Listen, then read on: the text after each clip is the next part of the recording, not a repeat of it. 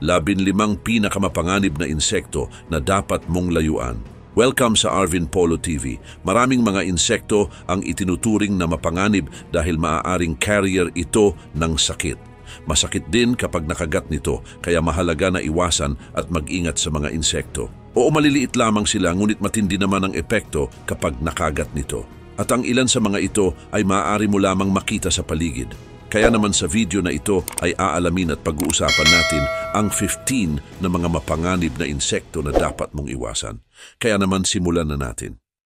Number 1, mosquito. Ang mga lamok o mosquito ay isa sa mga pinakamapanganib na insekto sa mundo dahil sa kanilang kakayahang magdala at magkalat ng iba't ibang sakit. Ang mga sakit na ito ay nagdudulot ng maraming pagkamatay at pagdurusa, lalo na sa mga mainit at humid places. Ang malaria, dengue, Zika virus, chikungunya at yellow fever ay ilan sa mga kilalang sakit na dala ng lamok. Nagiging mapanganib ang lamok kapag kinagat nito ang isang taong may sakit at pagkatapos ay kakagat din ng ibang tao na naglilipat ng sakit mula sa isang tao patungo sa iba. Ang malaria ay isang seryosong sakit na dulot ng Plasmodium parasites na pinapasa ng mga lamok na Anopheles. Ayon sa World Health Organization, ay milyon-milyong kaso ng malaria ang naitatala bawat taon at maraming tao na rin ang namamatay, na karamihan ay mga bata sa Africa. Ang dengue, na dala ng mga lamok na Aedes aegypti at Aedes albopictus, ay nagdudulot ng dengue fever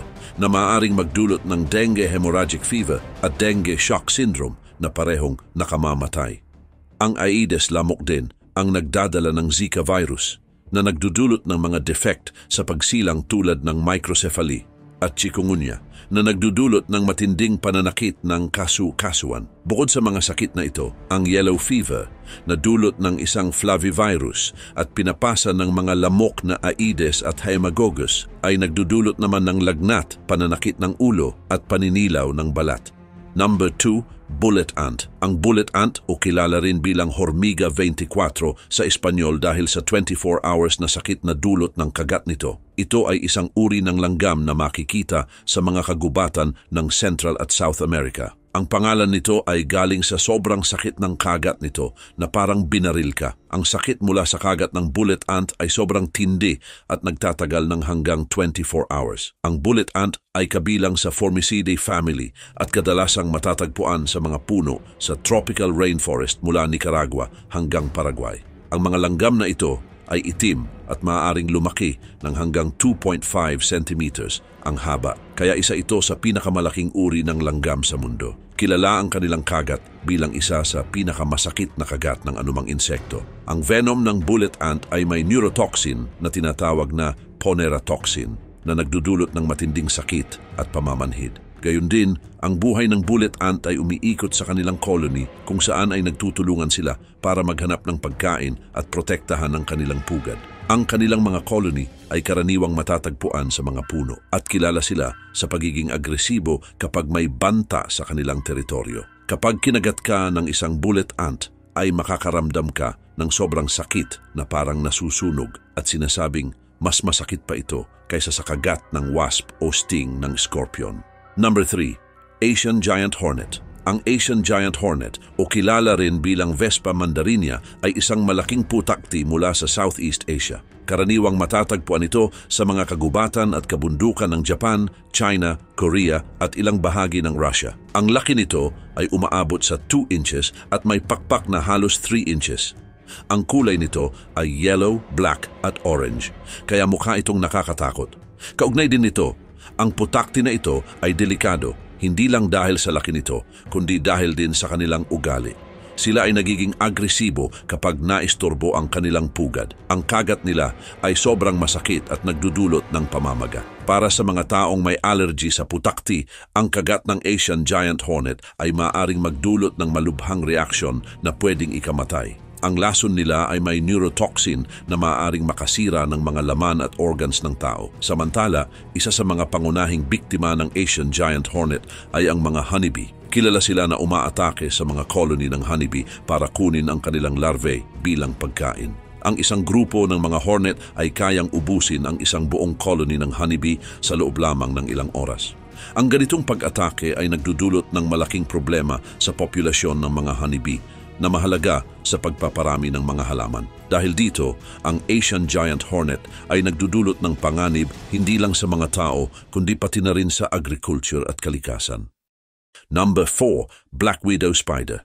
Ang Black Widow Spider ay isa sa mga pinakamapanganib na gagamba. Madalas itong makita sa mainit na lugar tulad ng southeast ng United States. Ang babaeng Black Widow ay may itim na katawan at pulang marka na parang hourglass sa ilalim ng tiyan. At ang mga lalaki naman ay mas maliit at maputla. Ang kagat ng Black Widow ay sobrang masakit. Ang lason nito na tinatawag na latrotoxin ay nagdudulot ng matinding pananakit ng kalamnan, pagduduwal, at minsan ay hirap sa paghinga. Pero sa bihirang pagkakataon ay maaari itong magdulot ng kamatayan, lalo na sa mga bata, matatanda o may mahinang immune system. Ngunit may gamot naman laban sa lason kaya bihira ang namamatay dahil dito. Karagdagan pa, hindi agresibo ang Black Widow at kakagat lang kung sila ay natatakot o sa tingin nila ay nasa panganib. Madalas silang makita sa tahimik at madilim na lugar tulad ng mga garage, basement at mga kahon. At upang maiwasan ang kagat ay kailangang mag-ingat sa paghawak ng mga bagay sa mga ganitong lugar. Magsuot ng gloves kapag nagtatrabaho sa mga lugar na maaaring may gagamba at panatilihing malinis ang kapaligiran para walang pugad na matataguan. Kahit delikado, ay mahalaga ang Black Widow Spider sa kalikasan. Sila ay tumutulong sa pagkontrol ng mga peste sa pamamagitan ng pagkain sa iba't ibang insekto na nakakasira ng pananim at nagdadala ng sakit. Number 5, Brown Recluse Spider. Ang Brown Recluse Spider ay isang delikadong gagamba na matatagpuan sa North America, lalo na sa Midwestern at Southern United States. Kilala ito dahil sa kagat nito na maaaring magdulot ng malubhang sakit. Ang gagamba na ito ay kulay brown at may tanda sa likod na parang violin, kaya tinatawag din itong violin spider. Karaniwang nakatira ang brown recluse spiders sa madidilim at tahimik na lugar tulad ng basement, attic at mga imbakan. Mahilig silang magtago sa likod ng mga kahon, sa mga damit na hindi ginagamit at sa ilalim ng mga kasangkapan. Aktibo sila sa gabi at bihirang makita sa araw. Mahiyain din sila at iwas sa tao pero nangangagat kung naiipit o nagugulat. Ang kagat ng brown recluse spider ay kadalasang hindi agad nararamdaman pero nagiging masakit pagkalipas ng ilang oras. Ang kagat ay maaaring magdulot ng necrosis kung saan ang balat at laman sa paligid ng kagat ay namamatay. Nagiging malalim na sugat din ito na maaaring tumagal ng ilang linggo o buwan bago gumaling. Sa ilang kaso, ang kagat ay maaaring magdulot ng lagnat, panghihina at matinding pananakit ng kasukasuan. Subalit kahit hindi lahat ng kagat ng brown recluse spider ay malubha, ay mahalaga pa rin na agad magpatingin sa doktor. Ang doktor ay maaaring magbigay ng gamot para sa infection at sakit. At sa ilang pagkakataon ay kailangan ng operasyon para tanggalin ang patay na laman. Ngunit upang maiwasan ang kagat ng brown recluse spider ay kinakailangang panatilihing malinis at maayos ang bahay, lalo na ang mga imbakan at madidilim na sulok. Number 6, funnel web spider. Ang funnel web spider ay isa sa mga pinakadelikado at kinatatakutang gagamba sa buong mundo. Matatagpuan ito sa eastern part ng Australia, lalo na sa New South Wales. Ang Sydney funnel web spider ang pinakakilala at pinakadelikado sa lahat ng uri nito. Karaniwang ang mga lalaking funnel web spider ang nangangagat ng tao, lalo na kapag naghahanap sila ng kapareha tuwing mainit na panahon. Ang kanilang lason ay napakadelikado at maaaring ikamatay ng tao. Ang lason na ito ay nagdudulot ng panginginig ng mga kalamnan, high blood pressure at maaaring magdulot ng kamatayan kung hindi agad magagamot. Madaling makilala ang funnel web spider dahil sa kanilang itsura. Mayroon silang makintab at madilim na katawan na karaniwang black o dark B-town. Malalaki at matutulis ang kanilang mga pangil na kayang tumusok sa sapatos at mga kuko. Gayon din, mas maliit ang katawan ng mga lalaking gagamba kumpara sa mga babae pero mas aktibo at mas agresibo sila. Naninirahan ang funnel web spider sa mga malamig na lugar tulad ng ilalim ng mga bato, patay na dahon at mga puno. Gumagawa sila ng kanilang mga tahanan gamit ang makapal at malagkit na sapot na hugis funnel na nagsisilbing bitag para sa kanilang mga biktima. Kapag may biktimang dumaan sa sapot ay mabilis itong hinuhuli ng gagamba at tatagusan ng kanilang matutulis na pangil. Number 7, Brazilian Wandering Spider. Ang Brazilian Wandering Spider, Ophoneutria, ay isa sa mga pinakadelikadong gagamba sa buong mundo. Madalas itong matagpuan sa mga tropical forest ng South America, lalo na sa Brazil. Hindi ito gumagawa ng sapot tulad ng ibang gagamba. Sa halip ay naglalakad-lakad ito sa lupa para maghanap ng pagkain, kaya tinawag itong wandering spider.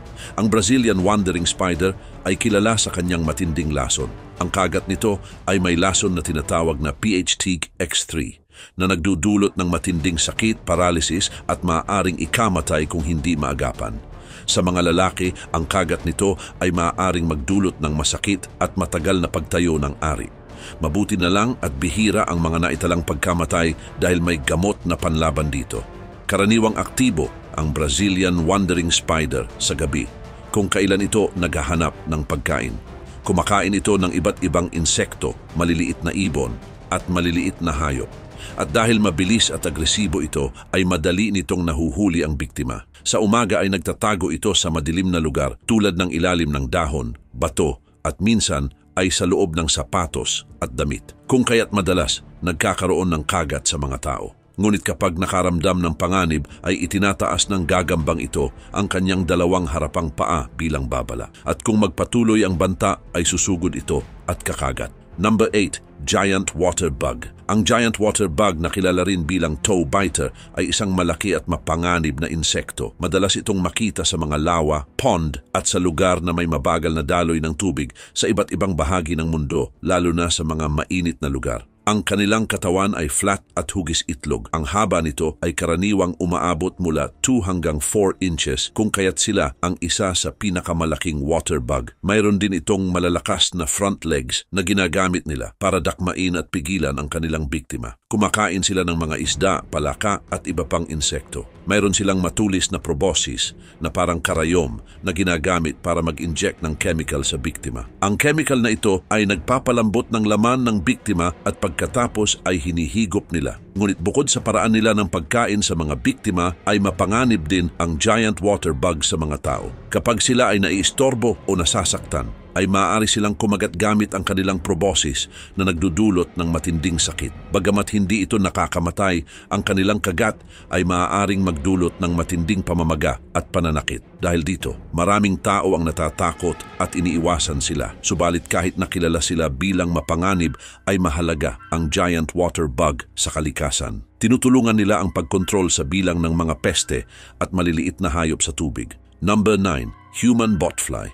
Ang human botfly ay isang insekto na mapanganib para sa mga tao. Hindi direktang nakakasakit ang mga adult botfly, pero ang kanilang mga larvae ay delikado. Nagsisimula ang buhay ng human botfly sa kakaibang paraan. Ang adult botfly ay naglalagay ng mga itlog sa mga lamok o langaw. Kapag kinagat ng lamok o langaw ang tao o hayop, ang init ng balat ang magpipisa sa mga itlog at papasok ang larvae sa loob ng balat. Samantala, ang larvae ng human botfly ay nagdudulot ng meiosis na isang kondisyon kung saan ang larvae ay nabubuhay at lumalaki sa ilalim ng balat ng tao. Habang lumalaki ang larvae ay nagdudulot ito ng pamamaga, sakit at pamumula. Kung hindi agad maaalis ay maaari itong magdulot ng infection. Ang larvae ay mananatili sa balat ng ilang linggo bago ito lumabas para maging adult fly. Ngunit para maalis ang larvae ay kailangan ng tulong ng doktor. Maaaring gamitin ang malagkit na substance para mahikayat ang larvae na lumabas o kaya ay medical operation para siguraduhin walang maiiwang bahagi sa loob ng katawan. At kung hindi maaalis ng maayos ay maaaring magresulta ito sa mas malalang infection. Dagdag pa dito, ang human botfly ay matatagpuan din sa Central ang South America. Madalas ring nabibiktima ang mga turista at mga taong nakatira sa kagubatan at sa mga liblib na lugar. At para maiwasan ang human botfly ay maaaring gumamit ng insect repellent at iwasang pumunta sa mga lugar na maraming botfly. Number 10, sandfly. Ang sandfly o sandflea ay maliit na insekto mula sa Psychodidae family. Kahit maliit sila, ay delikado pa rin dahil nagdadala sila ng mga sakit. Kailangan ng babaeng sandfly ng dugo para makagawa ng itlog at sa pagkagat nila sa tao o hayop ay maaari silang magdala ng sakit. Samantala, ang isang kilalang sakit na dala ng sandfly ay ang leishmaniasis. Ito ay sanhi ng Leishmania parasite. May 3 ring uri ng Leishmaniasis at ito ay kinabibilangan ng cutaneous leishmaniasis na nagdudulot ng sugat sa balat, ang mucocutaneous leishmaniasis na nakakaapekto sa ilong, bibig at lalamunan, at ang visceral leishmaniasis na nakakaapekto sa loob ng katawan tulad ng atay at spleen. Ngunit ang visceral leishmaniasis ay itinuturing na pinakadelikado at maaaring ikamatay kung hindi maagapan. Gayon din naman, makikita ang mga sandfly sa mga tropical at subtropical na lugar tulad ng Africa, Asia, South America at Southern Europe. Madalas silang nakatira sa madilim na lugar tulad ng kagubatan, kuweba at mga butas sa lupa. Aktibo rin sila sa gabi at ang kagat nila ay nagdudulot ng matinding pangangati at pamamaga. At upang maprotektahan ang sinuman laban sa mga sandfly, ay kinakailangang gumamit ng insect repellent na may DET, magsuot ng mahahabang damit at matulog sa ilalim ng mosquito net. Ang mga hakbang na ito ay makakatulong din upang maiwasan ang pagkagat ng sandfly at ang pagkalat ng leishmaniasis at iba pang sakit na dala nila. Sa mga lugar na maraming sandfly ay mahalaga din ang kalinisan at ang pag-iwas sa mga lugar na tirahan nila para mapanatiling ligtas ang kalusugan ng komunidad. Number 11, assassin bug. Ang assassin bug ay isang uri ng insekto na kilala dahil sa kanilang kakaibang paraan ng pagpatay sa kanilang biktima. Makikita sila sa iba't ibang bahagi ng mundo, lalo na sa mga mainit na lugar. Iba't iba rin ang laki at itsura ng mga assassin bug. Karagdagan pa dito, ang assassin bug ay may matalim din na proboscis na isang uri ng bibig na ginagamit nila para saksakin ang kanilang biktima. Naglalabas din sila ng liquid na nagpapalambot sa laman ng biktima para mas madali nilang sipsipin ito. Karaniwan nilang kinakain ang mga maliliit na insekto tulad ng aphid at caterpillar, kung kaya't sila ay nakakatulong sa pagsugpo ng mga peste sa mga halaman.